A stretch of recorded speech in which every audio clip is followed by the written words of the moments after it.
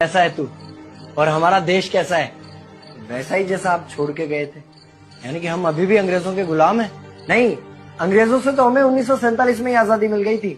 अच्छा, तो अब तो हमारे अपने लोग देश चलाते होंगे ना? हाँ, तब तो देश काफी आगे बढ़ गया होगा। जब हमारे अपने लोग देश चला रहे हैं तो गरीबी और भ्रष्टाचार का तो नाम ही नहीं होगा। सबको बराबर हक दिया जाता होगा, किसानों और मजदूरों का अच्छा ध्यान रखा जाता होगा ना? नहीं, ऐसा तो कुछ नहीं है। तो कैसा है बताना मुझे। कैसे हमारे अपने नेता, हमारे आजाद भारत के नेता, 100 साल हो गए मुझे गए हुए, बताना। हमारे अपने नेता वो तो अपनी जेबें भरने में लगे हुए हैं। आने वाली 7 पीढ़ियों को नहीं बल्कि 700 पीढ़ियों को ना कमा कर खाना पड़े उस चीज के इंतजाम में लगे हुए हैं। तो तुम लोग क्या कर रहे हो और हमारे देश का युवा क्या कर रहा है? हम लोग तो इंस्टाग्राम पर रील्स देखने में बिजी हैं। यानी कि हमारी कुर्बानी का देश के लोगों पर कोई असर नहीं पड़ा। देश के लोगों में कोई देशभक्ति नहीं, कोई देश प्रेम नहीं। नहीं, ऐसा नहीं है। आपके लिए और देश के लिए बहुत प्रेम है भारत के लोगों के दिलों में। हर 15 अगस्त और 26 जनवरी को तिरंगा फहराते हैं, पूरे जोश के साथ भारत माता की जय बोलते हैं और आपकी डीपी भी लगाते हैं। और भारत और पाकिस्तान के क्रिकेट मैच के दौरान तो हमारी देशभक्ति पीक पर होती है। तुम इसे देशभक्ति समझते हो?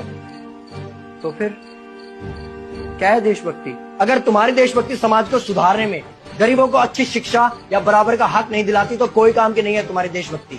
भ्रष्ट नेताओं और सरकार के खिलाफ आवाज उठाओ, लोगों को एकजुट करो।